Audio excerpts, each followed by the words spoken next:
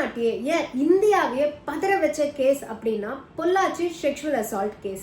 இந்த கேஸ்ல நிறைய பெண்கள் பாதிக்கப்பட்டிருக்காங்க. சில அரசியல் பிரமுகர்களும் 2019ல தமிழ்நாட்டையே ஏன் இந்தியாவையே ஒரே வச்ச கேஸ் தான் பொள்ளாச்சி செக்ஷுவல் அசால்ட் கேஸ். கண்டிப்பா இந்த கேஸை பத்தி எல்லாருமே கேள்விப்பட்டிருப்பீங்க. இந்த கேஸோட ஜட்ஜ்மெண்ட் மே 13 2025 கோர்ட் வந்து கொடுத்திருக்காங்க. இன்னைக்கு இந்த வீடியோல பொள்ளாச்சி செக்ஷுவல் அசால்ட் கேஸ், அதோட ஷார்ட் வெர்ஷன் அண்ட் இந்த ஜட்ஜ்மெண்ட் என்ன அப்படிங்கறத தான் கம்ப்ளீட்டா பார்க்க போறோம். வாங்க நம்ம வீடியோக்குள்ள போலாம். வணக்கம், நான் சாயா தமிழச்சி.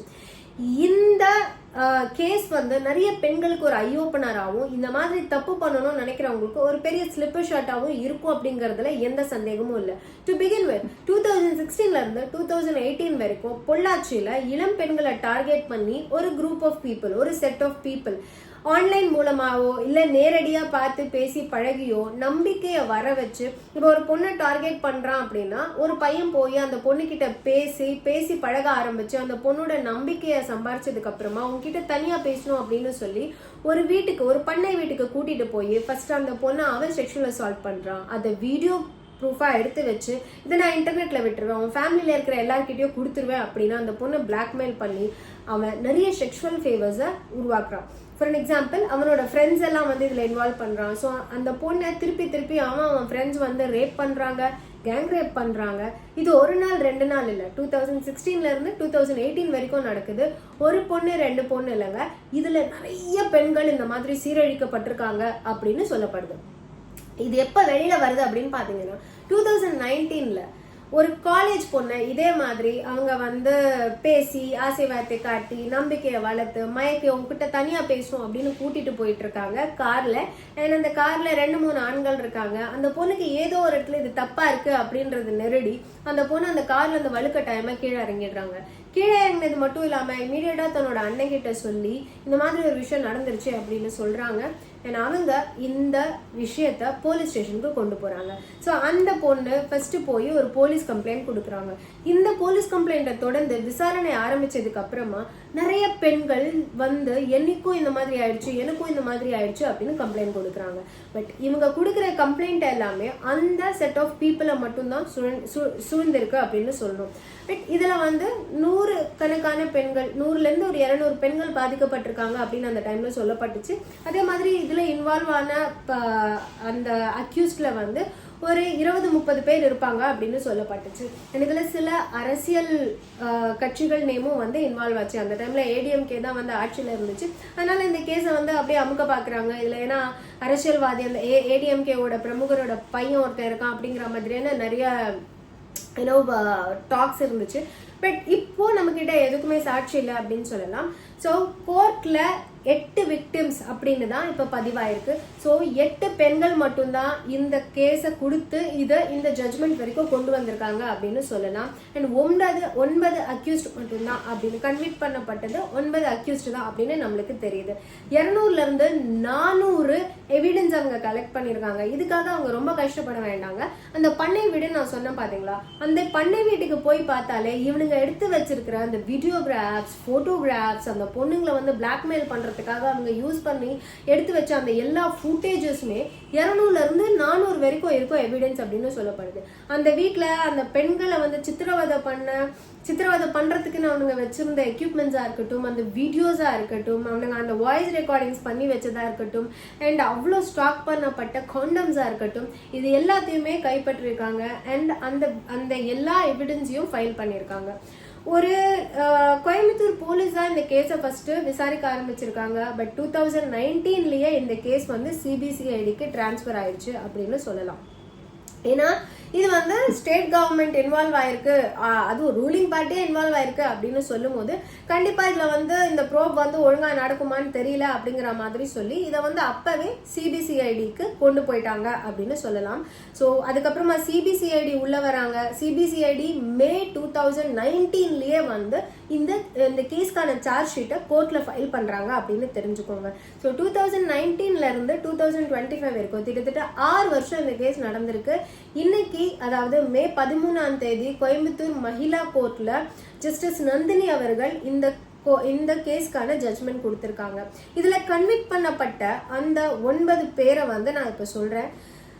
சபரிராஜன் அலைஸ் ரிஷ்வந்த் 32 வயசு, திருநாவுக்கரசு 34 வயசு, வசந்தகுமார் 30 வயசு. இப்போ அவனுக்கு 30 வயசு அப்படின்னா 6 வருஷத்துக்கு முன்னாடி அவனுக்கு 24 வயசு தான் இருந்திருக்கும். சதீஷ் அப்படிங்கிறவன் 33 வயசு, மணி அலைஸ் மணிவண்ணன் பாபு 33 வயசு, ஹரான் பால் 32 வயசு, அருளநாதம் 39 வயசு, அருண்குமார் 33 வயசு. இவங்க 9 பேரையும் அப்பவே பிடிச்சி சேலம் ஜெயில தான் வச்சிருந்தாங்க. சேலம் சென்ட்ரல் பிரிசன்ல தான் அரெஸ்ட் பண்ணி வச்சிருந்தாங்க. 2019ல இருந்து இன்னைக்கு வரைக்கும் அவங்க யாருக்கும் பெயிலாம் கொடுக்கல. ஸோ இன்னைக்கு இந்த 9 பேரையும் கன்விக்ட் பண்ணி ஜட்ஜ்மெண்ட் கொடுத்துருக்காங்க. என்ன அப்படின்னு பாத்தீங்கன்னா, இவங்க 9 பேருக்கும் இறக்குற வரைக்கும் இம்ப்ரிசன்மெண்ட், லைஃப் இம்ப்ரிசன்மெண்ட். அதாவது லைஃப் இம்ப்ரிசன்மெண்ட்னு ஜென்ரலி சென்டென்ஸ் வந்துச்சுன்னா 14 வருஷம் 24 வருஷம் அப்படின்னு சொல்லுவாங்க. பட் இவங்களுக்கு இறக்குற வரைக்கும் அவங்க வந்து ஜெயில தான் இருந்தாகணும் அப்படிங்கிற ஜட்ஜ்மெண்ட் கொடுத்துருக்காங்க. அது மட்டும் இல்லாம அந்த 8 விக்டிம்ஸ் சொன்னேன் இல்லைங்களா, 8 பெண்மணி சொன்னேன் இல்லைங்களா, அவங்களுக்கு 85 லட்சம் வந்து இது என்ன சொல்லுவாங்க, காம்பன்சேஷனா கொடுக்கணும் அப்படின்னு சொல்லியிருக்காங்க. இது இந்த கன்விக்ட் பண்ணப்பட்ட அக்யூஸ்ட் கிட்ட இருந்து கலெக்ட் பண்ணப்படுற ஃபைன் அமௌண்ட் மட்டும் இல்லாம கவர்மெண்ட்டும் சேர்ந்து இந்த 85 லட்சத்தை இந்த பெண்களுக்கு பிரிச்சு கொடுக்கணும் அப்படின்னு சொல்லியிருக்காங்க. அவங்க இதுக்கப்புறமா ஃபர்தரா அவங்க லைஃப்ல முன்னேறதுக்காக இந்த அமௌண்ட் அவங்க யூஸ்ஃபுல்லா இருக்கும் அப்படிங்கிற மாதிரி சொல்லியிருக்காங்க. ஸோ இந்த கேஸ் வந்து இது வந்து நம்மளுக்கு தெரியுது இல்லையா, இந்த மாதிரி ஒரு கேஸ் 2 கேஸ் இல்லைங்க, இந்த மாதிரி இன்னைக்கு நீங்க வந்து பாத்தீங்கன்னாலும் போலீஸ் ஸ்டேஷன்ல ஒரு கேஸ் வந்து கண்டிப்பா ரெஜிஸ்டர் ஆகும். இந்த மாதிரி சோஷியல் மீடியால பேசினா, லவ் பண்றேன்னு சொன்னா, என்னை கூட்டிட்டு போய் செக்ஷுவல் அசால்ட் பண்ணிட்டான், அதுக்கப்புறம் கேங் ரேப் நடக்குது, அதுக்கப்புறம் கொலை நடக்குது அப்படின்னு. ஸோ இது வந்து ஏன் பெண்களுக்கு ஒரு விழிப்புணர்வா இருக்கும் அப்படின்னு நான் சொல்றேன் அப்படின்னா, யார் என்னன்னே தெரியாத ஒருத்தவங்கள அவ்வளோ நம்பணும் அப்படிங்கிற அவசியம் இல்லை. Okay, you are in relationship அப்படின்னாலுமே ஒரு லெவலுக்கு மேல இது தப்பா போகுது அப்படிங்கிற ஒரு கட் இன்ஸ்டிங்க்ட் உங்களுக்கு வருது அப்படின்னும் போது யூ ஷுட் ஸ்டாப் தேர். இல்ல ஏதோ 2 பேரும் ஒன்னா இருக்கிற வீடியோவே அவன் வச்சிருந்தாலும், இதை நான் இன்டர்நெட்ல கொடுத்துருவேன், வீட்டுல போட்டுருவேன் அப்படின்னு சொன்னாலும் நீங்க வந்து பயப்படாம அவன் சொல்றதுக்கெல்லாம் அடிபணிஞ்சு போகணும் அப்படிங்கிற எந்த அவசியமும் இல்லை. இன்னைக்கு இருக்கிற தேதியில நம்ம ஆன்லைன்ல உட்காந்துக்கிட்டே கேஸ் ரெஜிஸ்டர் பண்ணலாம் அப்படிங்கிறது உங்களுக்கு தெரியும். நானே அதை வீடியோவா போட்டிருக்கேன். ஸோ நீங்க போலீஸ் ஸ்டேஷன் கூட போகணும் அப்படிங்கிற அவசியம் இல்லை. நீங்க ஆன்லைன்லயே கேஸ் ரெஜிஸ்டர் பண்ணலாம். உங்க ஃபேஸோ உங்களோட நேமோ வெளியவே வராம அந்த கேஸை வந்து போலீஸ் ஹேண்டில் பண்ணுவாங்க. ஸோ நீங்க ஒரு தப்பு நடந்துருச்சு அப்படின்னும் போது அதுக்கு பயந்து அடிபணிஞ்சு போறீங்க அப்படின்னா அந்த இடத்துல நீங்க விக்டிம் ஆயிடுறீங்க. நீங்க விக்டிமா இருக்கக்கூடாது, வாரியரா இருக்கணும் அப்படின்னு நான் சொல்றேன். ஸோ இந்த கேஸ்ல ஒரு 100கணக்கான பெண்கள் வந்து கண்டிப்பா பாதிக்கப்பட்டிருப்பாங்க அப்படின்னு சொல்லப்பட்டு. ஆனா இன்னைக்கு 8 பெண்கள் மட்டும்தான் போராடி இருக்காங்க.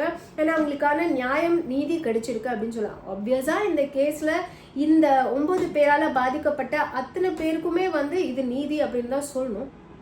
ஸ்டில் அந்த 8 பெண்மணிகள் அந்த போராட்டம் பண்ணல அப்படின்னா கண்டிப்பா இந்த ஜஸ்டிஸ் அவங்களுக்கு கிடைச்சிருக்காது. ஸோ எந்த ஒரு இடத்துல நம்ம வந்து வாய் திறந்து பேசலையோ, எந்த ஒரு இடத்துல நம்ம வந்து நம்மளுக்கு பண்ணப்பட்ட தப்புக்கோ அநியாயத்துக்கோ சைலண்டா இருக்கோமோ, கண்டிப்பா நம்ம பக்கத்துல நிற்கிற பைஸ்டாண்டருக்கோ நம்மளுக்கோ எந்த டிஃபரன்ஸும் இல்லை. நம்ம இங்க விக்டிமா இருக்கக்கூடாது, வாரியரா இருக்கணும். தப்பு நடந்துருச்சு, ஓகே, அதுக்காக அடிப்பணிஞ்சு போகணும்னு அவசியம் கிடையாது. அதை எதிர்த்து கண்டிப்பா பெண்கள் போராடணும் அப்படிங்கறத நான் இங்க சொல்லிக்கிறேன். அது மட்டும் இல்லாம இந்த மாதிரி பண்ணணும்னு நினைக்கிற எல்லாருக்குமே இது ஒரு ஸ்லிப்பர் ஷாட். நீ வந்து ஒரு பொண்ணை டார்ச்சர் பண்ணிட்டு, ஒரு பொண்ணை இந்த மாதிரி பிளாக்மெயில் பண்ணி, கார்னர் பண்ணி, மென்டல் அக்னி பண்ணிட்டு நீ சட்டத்துல இருந்து தப்பிச்சிடலாம்னு நினைக்காது. ஆப்வியஸா 6 வருஷம் கழிச்சு இந்த ஜட்ஜ்மெண்ட் கிடைச்சிருக்கிறதே டூ லேட் அப்படின்னு தான் நான் சொல்வேன். எனக்கு தெரிஞ்சு கிட்டத்தட்ட ஒரு 6 மாசத்துலயே வந்து ஜட்ஜ்மெண்ட் கிடைக்கணும். அதுதான் இன்னும் இவனுங்களுக்கு வந்து பயமுறுத்தும். இதுல வந்து மரண தண்டனை கொடுத்திருந்தா கூட நான் பர்சனலா ரொம்ப சந்தோஷப்பட்டிருப்பேன். ஏன்னா இந்த மாதிரி பொண்ணுங்களுக்கு கிடைக்காத ஹியூமன் ரைட்ஸ் அவனுங்களுக்கு கிடைக்கணும் அப்படிங்கிறது வந்து அது ஒரு மனித நேயம் அப்படின்னா நான் நினைக்கல. அவனுங்களுக்கு தூக்கு தண்டனை கொடுத்தாதான் அது வந்து அடுத்தவனுக்கு இதை பண்ணணும் அப்படின்னு நினைக்கிறதுக்கு முன்னாடி கொஞ்சம் யோசிக்க வைக்கும். இதை விட இன்னும் கொஞ்சம் ஸ்பீடி ரெமெடி நம்ம வந்து எக்ஸ்பெக்ட் பண்ணணும். இந்த 6 வருஷம் அப்படிங்கிறதே பெரிய விஷயம் தான். ரொம்ப சீக்கிரமா தான் ஜட்ஜ்மெண்ட் கொடுத்துட்டாங்க அப்படின்னு சொல்லணும் இந்தியாவோட ஜுடிஷியல் சிஸ்டத்தை பார்க்கும்போது. பட் இன்னும் கொஞ்சம் ஸ்பீடி ரெக்கவரி, ஸ்பீடி ட்ரையல்ஸ் எல்லாமே நடக்கணும் அப்படிங்கிறது என்னோட ஆசை. ஸோ யா, இந்த வீடியோவை உங்களோட ஃப்ரெண்ட்ஸ் அண்ட் ஃபேமிலிஸ் கூட நீங்கள் ஷேர் பண்ணிக்கோங்க. ஸோ பொள்ளாச்சி கேஸில் என்ன நடந்துச்சு அண்ட் அந்த கேஸோட ஜட்மெண்ட் என்ன அப்படிங்கிறது வந்து எல்லாரும் தெரிஞ்சுக்கிட்டோம்.